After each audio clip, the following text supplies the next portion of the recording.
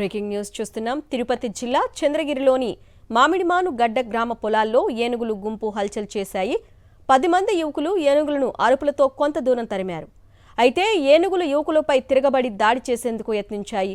ఈ ఘటనలో నారావారిపల్లె ఉప సర్పంచ్ రాకేష్ చౌదరిని ఏనుగులు తొక్కేయడంతో అక్కడికక్కడే మృతి చెందాడు. దీంతో గ్రామం ఒక్కసారిగా ఉలిక్కిపడింది.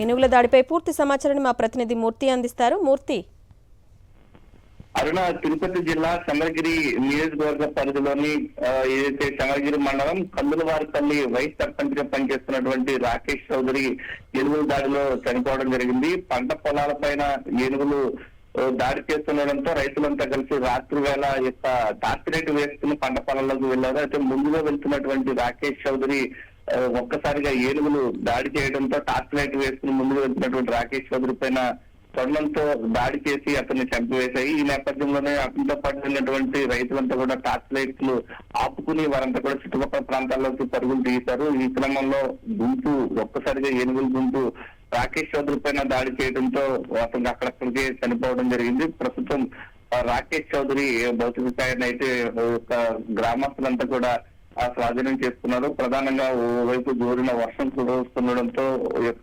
ఘటన తెలుసుకున్నటువంటి గ్రామస్తులంతా కూడా పెద్ద ఎత్తున సంఘటన ప్రాంతానికి చేరుకోవడం జరిగింది. ప్రధానంగా ఈ ప్రాంతంలో తరచూ ఏనుగుల దాడి జరుగుతుండడంతో రైతులంతా కూడా ఆందోళన చెందుతున్నారు. అనుకునే విధంగా ఈ రోజు దాడి చేసి ఒక వ్యక్తిని చంపేయడంతో వారంతా కూడా కన్నీరు మున్నీరు అవుతున్నటువంటి పరిస్థితి కనిపిస్తోంది.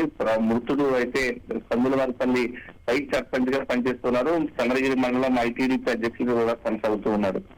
Okay Murthy, thank you.